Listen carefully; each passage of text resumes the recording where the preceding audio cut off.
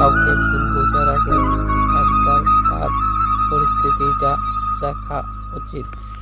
ভালোবাসতে তো সবাই পারে প্রিয়, কিন্তু ভালোবেসে আগিয়ে রাখতে কতজন জানে?